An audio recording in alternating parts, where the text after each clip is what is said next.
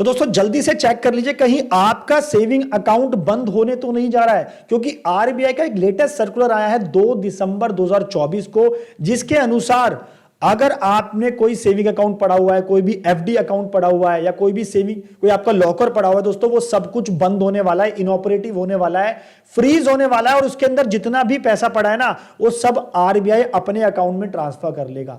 अब ये नए रूल जो है सेविंग अकाउंट को लेकर दोस्तों, ये 1 जनवरी 2025 से एप्लीकेबल होने वाले हैं। आई एम श्योर आपके भी 2 से 3 सेविंग अकाउंट होंगे जिनको आप यूज कर रहे होंगे, और पिछले 1 साल 2 साल में आपने उसमें बहुत ज्यादा ट्रांजैक्शन भी कर रखी होगी। तो गाइस इसी चीज को देखते हुए अब आरबीआई ने ये सर्कुलर दोस्तों निकाला है, जिसके बेसिस पर आरबीआई आपके अकाउंट, सेविंग अकाउंट को फ्रीज करने वाला है, बंद करने वाला। तो गाइस वीडियो बहुत ज्यादा इंपॉर्टेंट होने वाली है, इसलिए आपसे कहता हूं कि वीडियो को एंड तक देखें और स्किप ना करें।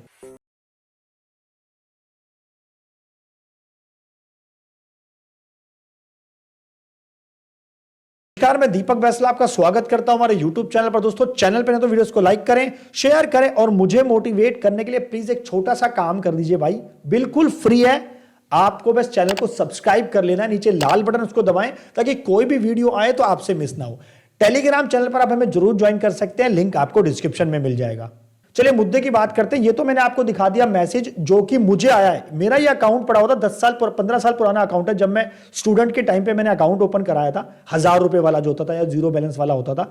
अब ये अकाउंट का मेरे पास मैसेज आया कि आपका अकाउंट हम क्या करने वाले हैं, इनऑपरेटिव करने वाले हैं। आप देख सकते हो सुबह ही मेरे पास मैसेज आया, ये सुबह 8:30 बजे। मैंने कहा मेरा अकाउंट पड़ा तो था, मुझे याद आया, और वो मेरा अकाउंट बंद होने वाला है। तो कहीं आपका अकाउंट बंद ना हो जाए, इसलिए वीडियो को दोस्तों मैक्सिमम शेयर जरूर कर देना अभी से। चलिए बात कर लेते हैं उस सर्कुलर के बारे में। दोस्तों ये है वो सर्कुलर 2 दिसंबर 2024 का, जो सरकार ने निकाला है, आरबीआई ने, जो कहता है क्या, जिसके बारे में दोस्तों पहले तो ये कहता है कि ये इंस्ट्रक्शन दी गई है सारे कॉमर्शियल बैंक को, यानी कि आज की डेट में हमारे जितने भी बैंक्स हैं, और ऑब्वियसली ये सर्कुलर 90% से ज्यादा बैंक्स के ऊपर एप्लीकेबल होता है। भाई आई एम श्योर आपका भी किसी ना किसी बैंक में खाता जरूर होगा।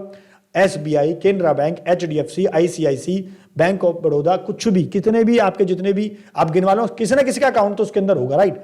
अब आरबीआई के अनुसार दोस्तों सारे बैंकों को इंस्ट्रक्शन दी गई है कि वो जितने भी इनऑपरेटिव अकाउंट्स हैं, या जितना भी अनक्लेम डिपॉजिट पड़ा है बैंक के अंदर, सेविंग अकाउंट में पड़ा हो, या फिर आपके एफडी में पड़ा हो, या सेविंग लॉकर में पड़ा हो, आपके लॉकर में पड़ा हो, तो दोस्तों उनको सरकार जो है, उनमें जितना भी पैसा पड़ा है अनक्लेम अमाउंट, उनको उठाकर वो जो है अपने खाते में ट्रांसफर कर लेगी 1 जनवरी 2025 के बाद। तो गाइस सर्कुलर जो कहता है, यहां पर सर्कुलर ने एक यहां पर रेफरेंस दी है एक पुराने सर्कुलर के बारे में, जो कि 1 जनवरी 24 को आया था, जो कि मैंने यहां पे दोस्तों ओपन कर रखा है। वो भी यही कहता था कि इनऑपरेटिव अकाउंट्स, अनक्लेम डिपॉजिट की बात करता था बैंक में। यानी दोस्तों जब ये जनवरी 24 में आया था, तो ये साल 24 के लिए आया था, यानी कि 1 जनवरी 24 से 31 दिसंबर 2024 के लिए एप्लीकेबल हो रहा था ये वाला। अब इसी सर्कुलर को, यानी कि जो 1 जनवरी 24 को आया, उसको अब यहां पर लागू किया जा रहा है 2 दिसंबर 2024 को। दोस्तों बता दिया था सरकार ने, आरबीआई ने, कि भैया जितने भी इनऑपरेटिव अकाउंट्स हैं, अब उन सबको क्या कर दिया जाएगा, उन सबको इनऑपरेटिव के बाद उनमें जितना भी पैसा है उनको ट्रांसफर कर लेंगे, उनको फ्रीज कर दिया जाएगा। तो गाइस इस सर्कुलर में आपको एक समराइज वे में बता देता हूं 4 ऐसे पॉइंट कि जो बैंक है वो कौन कौन से अकाउंट्स को इनऑपरेटिव मान रहा है और कौन कौन से अकाउंट्स को बंद करने वाला है, फ्रीज करने वाला है। तो सबसे पहला पॉइंट है, जिन खातों के अंदर सेविंग अकाउंट की बात करूं, पिछले 1 साल में कोई भी ट्रांजैक्शन नहीं हुई है, यानी कि ना तो उन्होंने कोई डेबिट करा है कस्टमर ने, ना ही कोई क्रेडिट करा है। अब वो अलग बात है कि बैंक ने आपके ऊपर कुछ चार्जेस लगा दिए, एटीएम के चार्जेस लगा दिए, नॉन मेंटेनेंस के चार्जेस लगा दिए, उसकी बात नहीं। कस्टमर ने खुद कोई ट्रांजैक्शन नहीं करी है पिछले 1 साल के अंदर, तो उसको इनऑपरेटिव मान लिया जाएगा और उसको बैंक उठाकर बंद कर देगा, फ्रीज कर देगा, इनऑपरेटिव हो जाएगा, जिसके बाद आपके अकाउंट में जितने भी पैसे पड़े हैं वो सीधा आरबीआई के अकाउंट में चले जाएंगे भैया। तो जैसे मेरे साथ भी होने वाला था, लेकिन मैंने तो फाइनली ट्रांजैक्शन कर दी सुबह के टाइम ही। अब वो जो लोग स्टूडेंट्स हैं, जिन्होंने 0 बैलेंस पे खुलवा रखा है, 1000 रुपए पे खुलवा रखा है, उन्होंने मेंटेन नहीं कर रखा, तो वो जरूर ध्यान रखें।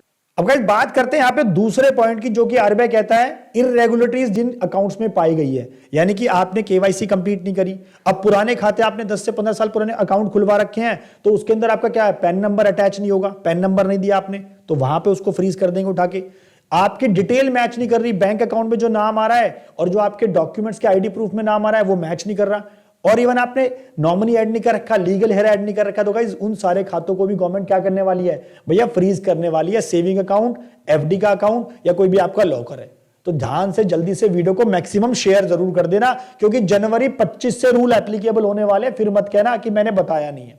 इसलिए आपसे कहता हूं अपने आप को अपडेट रखने के लिए चैनल को सब्सक्राइब कर लो। तीसरा दोस्तों बात करता हूं, सस्पिशन एंट्रीज आपने बहुत कर दी, यानी कि अपने सेविंग अकाउंट में खुलवाया आपने सेविंग है 2, 4, 5 लाख की एंट्री करने के लिए, लेकिन आपने उसके अंदर करोड़ों की एंट्री कर दी।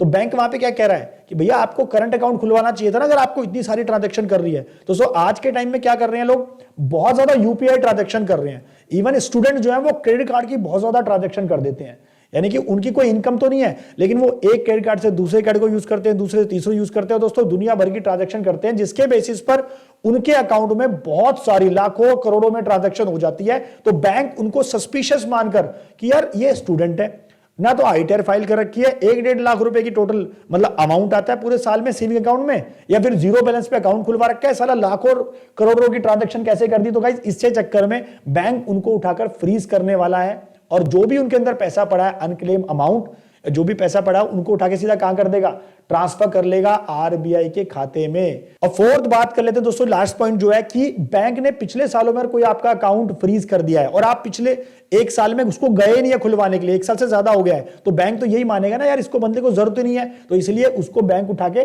फ्रीज ही कर देगा, इनऑपरेटिव माना जाएगा। और जो भी उसके अंदर पैसा पड़ा होगा आपके सेविंग अकाउंट में या फिर एफडी में, दोस्तों ध्यान रहे एफडी अगर आपने 5 से 10 साल से ओपन करा रखी है, या मैं पीपीएफ अकाउंट की बात करूं, जैसे मेरा एक पीपीएफ अकाउंट बहुत पुराना पड़ा है, उसमें 2.5-3 हजार रुपए थे, मतलब उसको ऑलमोस्ट 4 से 5 साल हो गए, मुझे ध्यान भी नहीं है उसका पीपीएफ अकाउंट नंबर क्या था।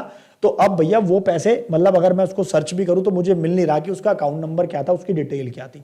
तो इसका मतलब वो पैसे तो गए, अनक्लेम डिपॉजिट के रूप में गए, और वो सीधा वहां से आरबीआई के कहां पे चले आएंगे, आरबीआई के खाते में ट्रांसफर कर लेंगे, जहां पे आरबीआई उसको यूज करेगा, गवर्नमेंट उसको यूज करेगा। तो गाइस ये चारों पॉइंट है जो मैंने वीडियो के अंदर आपको डिटेल में बता दिए। आपको अगर इस सर्कुलर की कॉपी चाहिए 2 दिसंबर 2024 को जो दोस्तों आया है, तो ये आप हमारे टेलीग्राम चैनल से डाउनलोड कर सकते हैं, लिंक आपको डिस्क्रिप्शन में मिल जाएगा। आई होप गाइस वीडियो ने आपको कुछ ना कुछ एक वैल्यूएबल इंफॉर्मेशन जरूर दी होगी। तो प्लीज वीडियो को लाइक करें, शेयर करें और मुझे मोटिवेट करने के लिए चैनल को सब्सक्राइब जरूर कर ले। तो मिलता है नेक्स्ट वीडियो में, थैंक यू।